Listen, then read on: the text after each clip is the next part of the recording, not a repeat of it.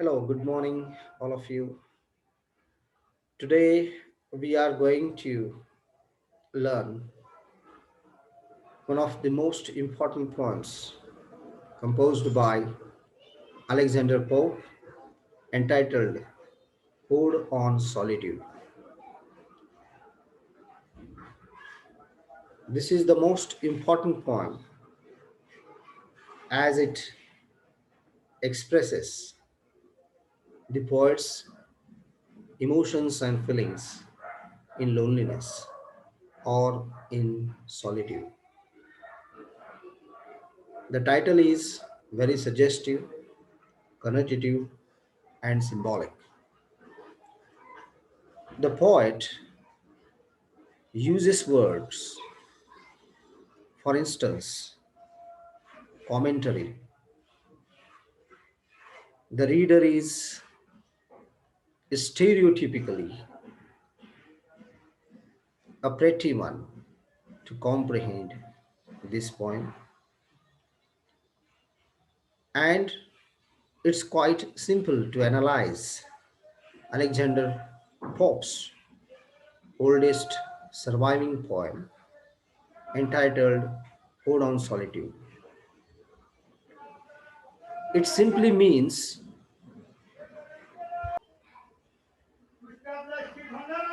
this poem is about solitude. It provides a solid starting point from which to analyze the poem.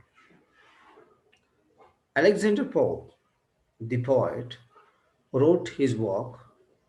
He had the idea of solitude in mind, as do a great many poets who express themselves best through the written word, and maybe less so in the company of others. Solitude is an important thing to attain from time to time, and perhaps it makes sense to think of one of Pope's oldest poems as being about a very basic human desire. In the hustle and bustle in the society, man wants to keep himself aside from this noise, nuisance, because man is always in pursuit of solitude, loneliness, and tranquility or the peace of the mind. Ode on Solitude by Alexander Pope is an interesting poem. Let's go through this. In stanza number 1, the poet composes the lines as: Happy the man whose wish and care a few parental acres bound. A few parental acres bound, content to breathe his native air in his own ground. This first verse of Ode on Solitude begins the analogy that will carry through the poem.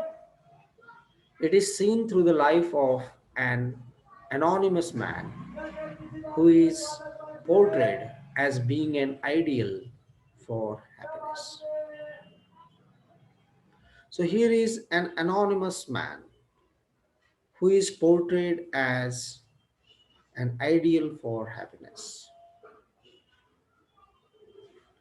His deepest desire, the narrator notes, extends a few acres of his own land where he is content to live and work. So, in this poem, we simply meet an anonymous man. Anonymous man means whose name is unknown to us, who is unseen to us. And in this poem, we come across such an anonymous man whose life is vividly portrayed, mirrored, reflected in this poem. So, this poem is all about an idea of happiness. The poet portrays the idea of happiness through this poem. This is quite obvious to know the fact that a man is not able to exactly understand the meaning of happiness in the span of life. And this is the deepest desire of every individual to look for happiness all around it.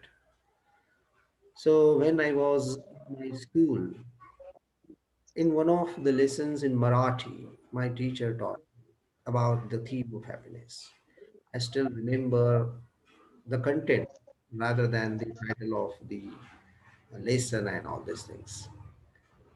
So what it is all about. In that poem, the in that lesson, especially, it is stated by the writer that for a dog, where the happiness or where the happiness exactly lies. You come across such event most of the times in your life that a dog or a puppy always wants to catch his own tail in his mouth. So it makes the circle around itself. So here a puppy or a dog is not able to hold the tail in his mouth, and finally what a puppy or a dog gets is a circle. So this is something like happiness. Happiness is all around us. Happiness is within us, and it is to be understood by every individual. So here this is the basic human desire for each and every individual to fathom happiness. In this fashion, the poem talks about the life of an anonymous man who is reflected as a being for idea of happiness. The anonymous man is described as being an idea for happiness. So in this poem, the poet talks about the deepest desire of the individual. So it also extends a few acres of his own land where he is content to live.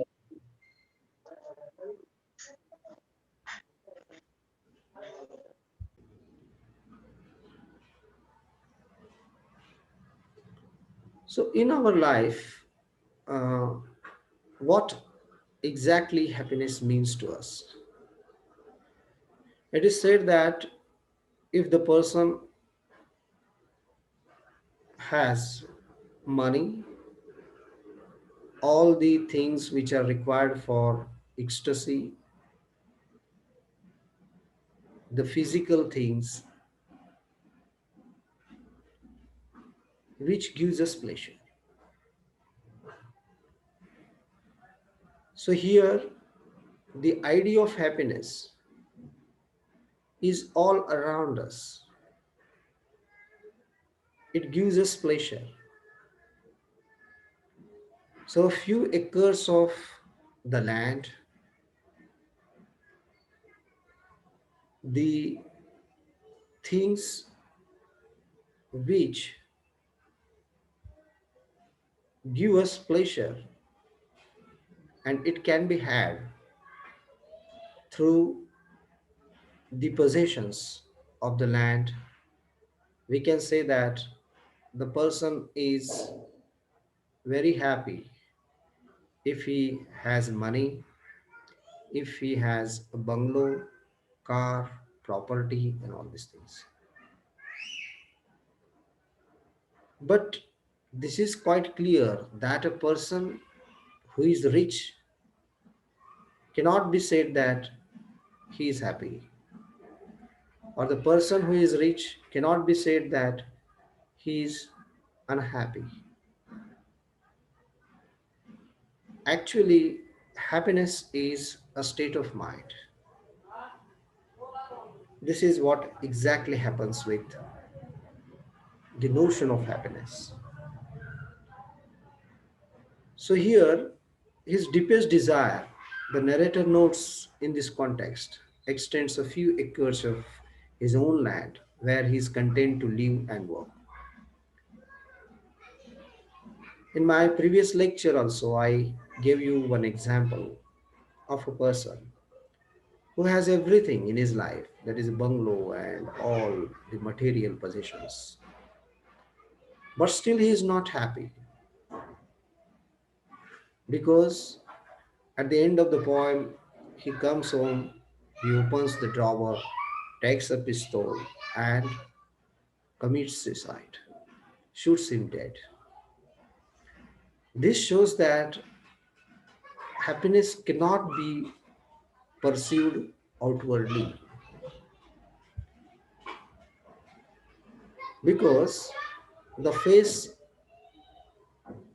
never mirrors what is inside. Maybe some grief, maybe some unhappiness, maybe some deeper frustrations that may lie within. So that's why happiness is not understood clearly in this context. There is one more example that I would like to give you. That is the example of a farmer. And the farmer is very greedy. What exactly he does is that there is a competition. He participates in the competition. What was the competition? The competition is that if a farmer runs fast, what happens with him? I was talking about a greedy farmer. What happens with him? So he participates in one of the uh, competitions that one who runs fast on the land and whatever the portion he covers will be rewarded to the person. So that was the criteria for that. And the farmer had participation in the competition and he was very greedy and stingy as well. And he ran so fast and covered much of the area of the land, the acres. And finally, he fell down and died. It means after death, how much land a man needs? Only 6 feet land. So, whatever we earn in this life, we will have to keep each and everything, each and every physical, material possession here in itself, and we have to go alone. We come alone, we go alone. And while going alone from this life, away from this life, we only carry the virtues with us and we keep all the things aside. So that's why happiness is nowhere but within. Happiness is within, it is not found without. So, here, this is very crucial to understand. So, here is an anonymous man wherein the theme, the notion of happiness has been portrayed in this context. So, let's see what the things are all about. So the person is in pursuit of happiness. The anonymous man is in pursuit of happiness and he is contented. He is happy with whatever he earns, whatever he works, and he lives happily. Look at the labor at the construction site. They are happy with whatever the positions they have. They only live for the bread and butter. They live for happiness. And whatever they earn, They are happy, they are contented, and they lead their ecstatic life. But most of the rich people, they have everything, but they have the conflicts, inner conflicts, stress, tensions, and all these things. And they quarrel for the property and all these things. And due to this, they are not seen happy. Maybe they are in cars, in bungalows, and all these things.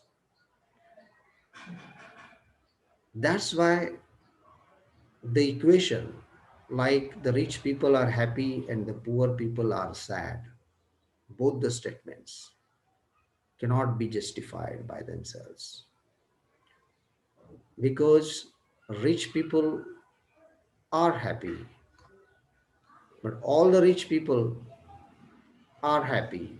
We cannot say so. So, the notion of happiness is absolutely different and it differs from person to person.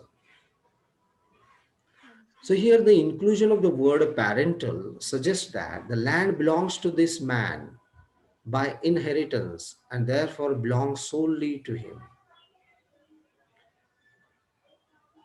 So the parental land is there. So that's why it is said that happy the man whose wish and care a few parental acres bound, content to breathe his native air in his own ground. Look at the beautiful lines by Alexander Pope. He talks about the idea of happiness, the idea of ecstasy, wherein he says, happy the man. Who is the man who can feel, experience happiness within? So, whose wish and care a few paternal acres upon? What is there in life left? That is the only one thing. That is the, we can call it as hope. Hope. Man is alive only because of hope. Hope. And in his short span of life, man has his own wishes, desires, cares in his life, and he struggles for much more possessions in life. He struggles to gain more and more acres. He struggles to get the parental acres, the land, property, and everything. And then he feels himself absolutely contented to breathe his native air in his own ground.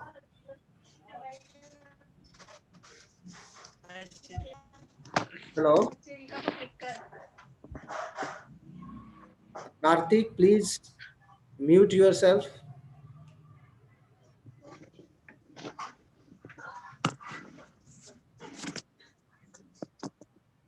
The class is getting disturbed. Please mute yourself. Oh, yes, sir, please. This is being recorded. The class is recorded.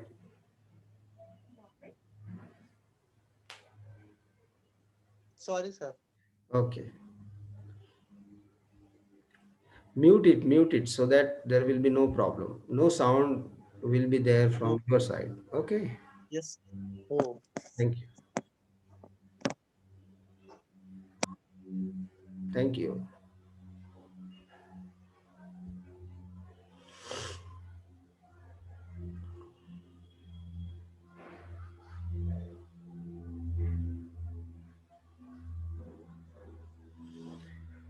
So here, uh, the poet goes on talking about the possessions, the material possessions on one hand, and happiness on the other hand.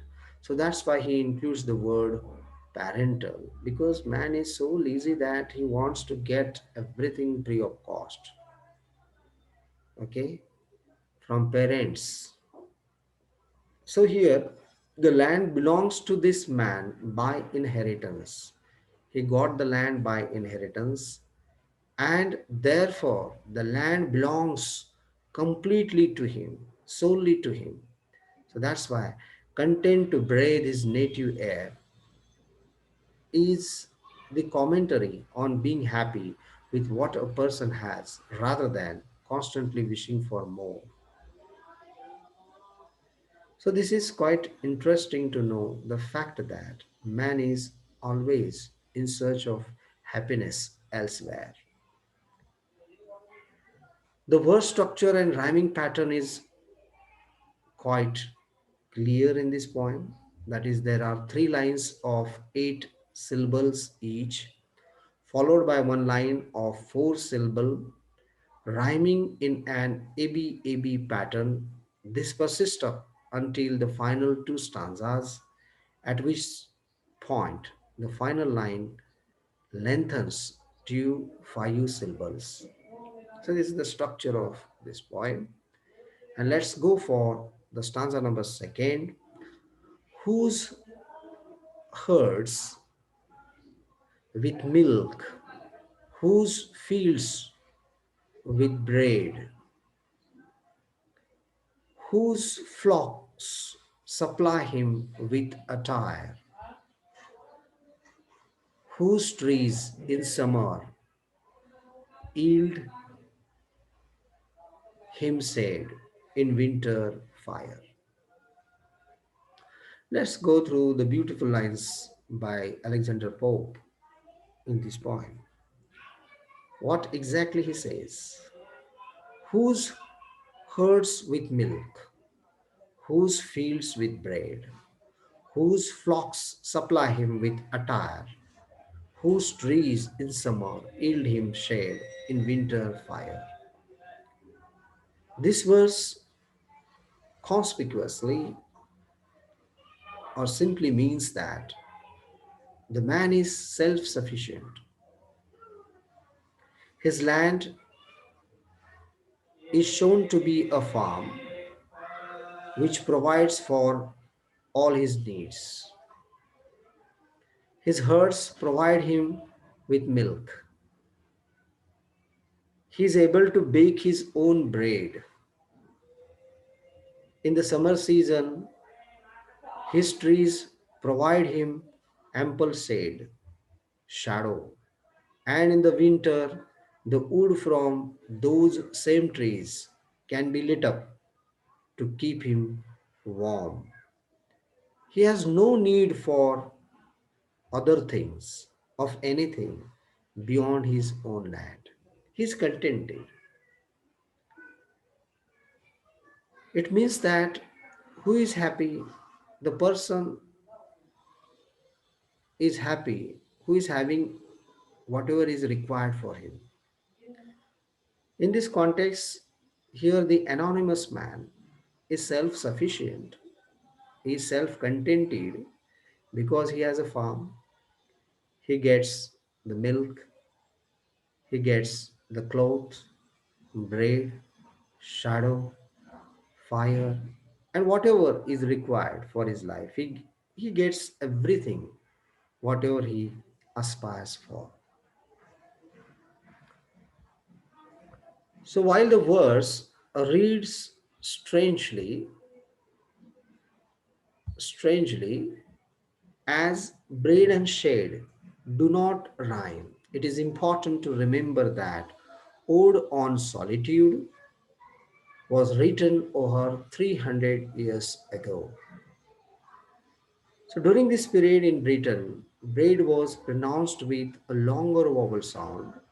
While word pronunciation is a difficult thing to estimate and predict throughout different eras of history, it makes sense to believe that at one point braid and shade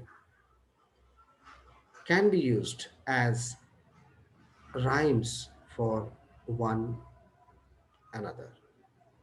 So these words are treated as the synonyms like braid and shade because these words fulfill the basic needs of the mankind. So let's go through the stanza number three, what exactly it talks about. In stanza number three, blessed who can unconcernedly find hours, days, and years slide soft away. In health of body, peace of mind, quite by quite. Look at the meaningful words. Who is blessed in life? The person is blessed who is unconcerned about things, who is not reflected by the bizarre circumstances in life, who is blessed, one who has tremendous powers within, who can face all the hurdles, problems that he usually faces in hours, days, years, which gradually slide soft away. Who is blessed? One who is healthy, one who is wealthy, one who has happiness and ecstasy in life. That person is blessed. Who is blessed? One who has the peace of mind, the tranquility of mind, one who has all the material possessions in life, and one can feel the ecstasy of life. One can sense ecstasy all around him and within him. Who is blessed? One who knows his own inner powers is blessed. So the narrator considered this farmer blessed. So the poet talks about the anonymous person, the farmer, who has everything in life and he is supposed to be blessed by God. So here in this context, time is not cruel. Time almost doesn't have meaning for this man. His world provides for all of his needs. The time has given everything to him. In my last lectures also, I talked about the concept of time. See, in our life, everything has time. Our birth has time, death has time, every moment is time bound. Who monitors life? It's the time that monitors our life. And everything is time bound, in which we have to perform our actions. So here, time doesn't have meaning for this man. So he is not concerned about time because he gets everything in time, on time, and he fulfills all his desires, needs, appetites in life. Hours go by, days go by, years go by, everything remains the same. So, where you can see the changes. Today's world is the world of globalization. A man can be in touch with an individual in this world within no seconds. He can contact any person anytime in this span of life. Why? Because the world is very close to you. And it's the globalization, digitalization, industrialization, which we come across in life,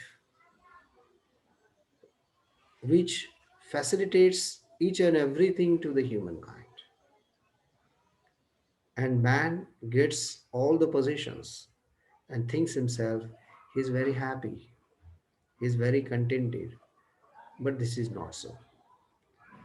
In the world of globalization as well, man is in search of happiness. Everything facilitates man to keep him happy forever.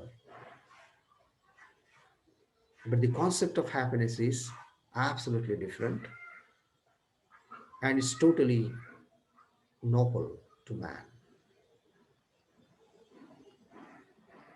And the farmer in this poem is not affected by anything, by not the cruelty of time, is not affected by any outward sources. The health of the man is in at the beginning of this cycle is the health he remains in when it is finished. One thing that I would like to make it clear that look at the people who live in villages and look at the people who live in cities. In villages, their life goes very slowly.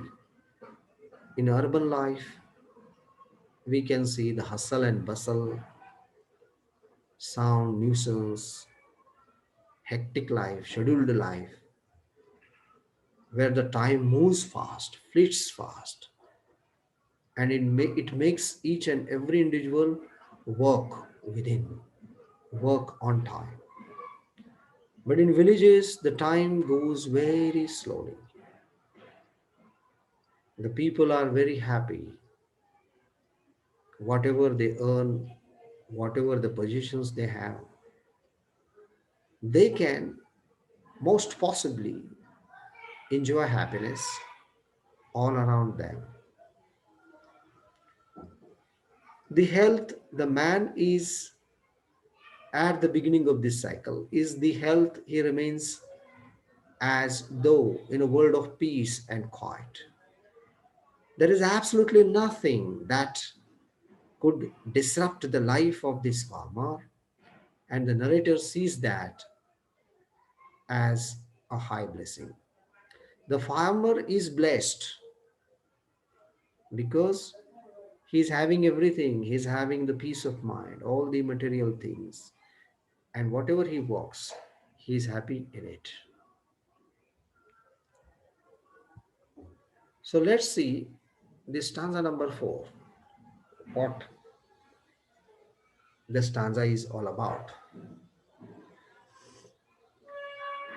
Sound sleep by night, study and ace together, mixed, sweet recreation and innocence, which most does please with meditation. I reread it. Sound sleep by night, study and ace together, mixed, sweet recreation and innocence, which most does please with meditation. Look at these lines. The person is blessed who has a sound sleep at night. The person who is not able to sleep at night, the person who is tensed, suppressed, depressed, anxious about many things, lots of psychological pressures within on the mind. So the person is not at all blessed. He is not at all happy in his life because he is not able to sleep. He might have earned crores of rupees, but still he has not earned money. He has not earned happiness. It means that money, so that person can be blessed. So these things are very crucial in this context because a man who is studious can feel pleasure. A man who works very hard in life can feel happiness. A man who is busy at work at all the times with full of devotion, dedication can feel happiness. We can call it as work as a worship. He can sleep sound and safe at night. Suppose a rich man is having everything in life, crores of rupees. He's tensed and he is not able to sleep at night because he thinks of his money only, his possessions only. So this is crucial. Why? Because a man must look for happiness. So here, emotions also matters in life to keep a man pleased and meditative. So here,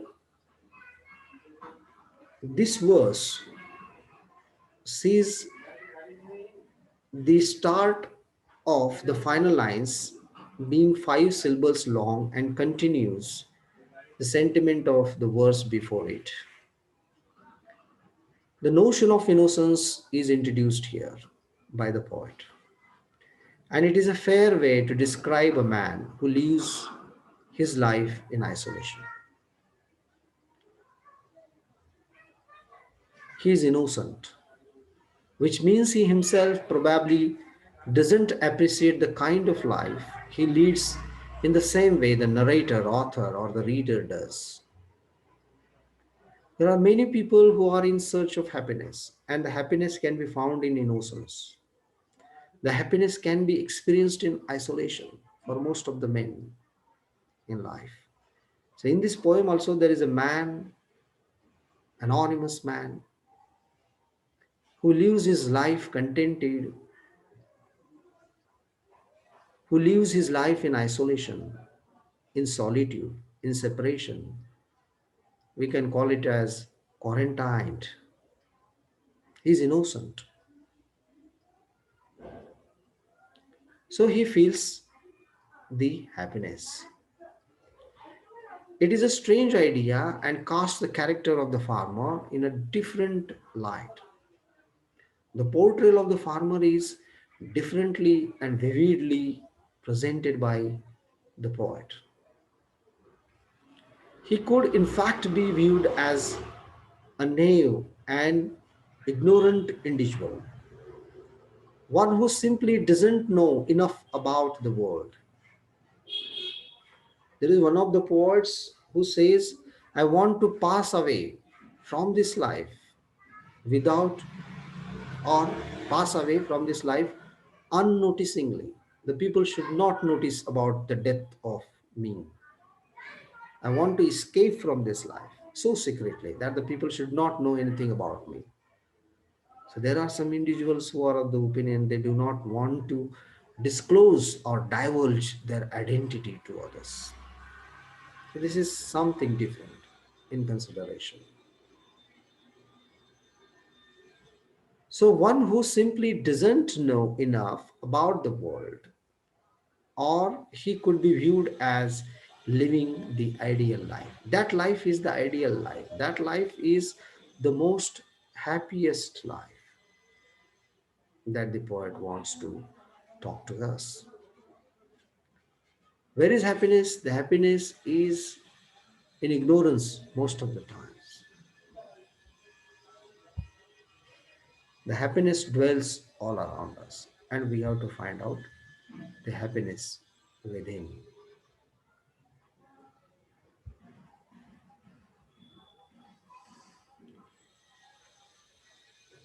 So, this is quite important to know about the theme of happiness. So, let's go through the last stanza, that is the stanza number 5. Thus let me live unseen, unknown, thus unlamented let me die. Steal from the world and not a stone tell where I lie. So meaningful lines are there. So what does it mean? What exactly it means? I repeat what the poet says here in stanza number 5, which is very important. Thus let me live unseen, unknown. I want to live this life unseen and unknown, unnoticed. The people should not know anything about me. The people should not see me all around them. I want to be isolated, quarantined, solitude, lonely, protected myself. I want to be far away from the hustle and bustle of the madness or from the crowd. Let me live unseen, unnoticed, and I want to be unlamented. Let me die. So when I die, the people should not lament over me. They should not mourn over me. They should not cry once I leave this life. Steal from the world and not a stone tell where I lie. I want to escape myself from this life. I want to go away from this life secretly, unknowingly. And I never want to keep any trace behind. There should not be any stone which shows to all other people that I may lie here. So, this is quite interesting to know about all these things. That the narrator of the poem clearly agrees with the latter of the above sentiments. He wishes for escapism and begs for an unseen life, unnoticed life, one where he may lie in solitude until his dying days, which will come and go unnoticed, unremarked, unadored, perfect life of solitude and peace. So, here in this way, the poem comes to an end where the poet feels himself very lonely with this unnoticed, unremarked, unadored, perfect life of solitude and peace. So, thank you very much. Here we stop, and thank you very much for